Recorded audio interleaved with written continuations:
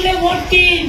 মুর্শিদাবাদের তৃণমূলকে খবর দিন। এবারে ডাক্তার নির্মল সাহাকে জেতান, মোদীজির কাছে পাঠান। রাজনীতি ঠিক করবে এই মুর্শিদাবাদ, এই লোকসভা নির্বাচন। মনোবীক্ষণ পলিক্লিনিক, চিকিৎসার জগতে এক দশক। এখন এখানে সব বিষয়ে ডাক্তারবাবু একসাথে তলায়।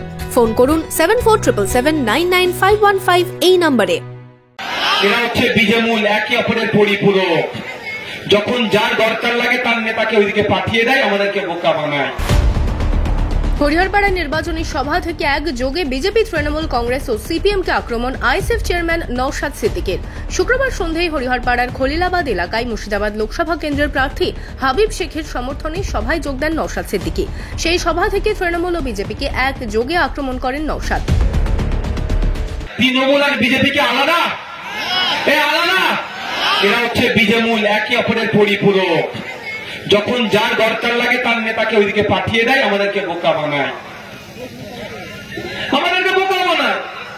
এই বীজমূলের বিরুদ্ধে একা নওশাদ সিদ্দিকী চোখে চোখ রেখে এই মুর্শিদাবাদবাসীর পরিযায়ী শ্রমিক নিয়ে যে সমস্যা, গঙ্গা ভাঙন নিয়ে যে সমস্যা, এই মুর্শিদাবাদের লোকসভার কৃষকদের যে সমস্যা, ছাত্র যুবর যে সমস্যা, শিক্ষা প্রতিষ্ঠানের যে সমস্যা, সেটা কথা বলে কেউ আমাকে আটকাতে পারে না। এদিন সভা থেকে অধীর চৌধুরীকে ফের নিশানা করেন নওশাদ সিদ্দিকী।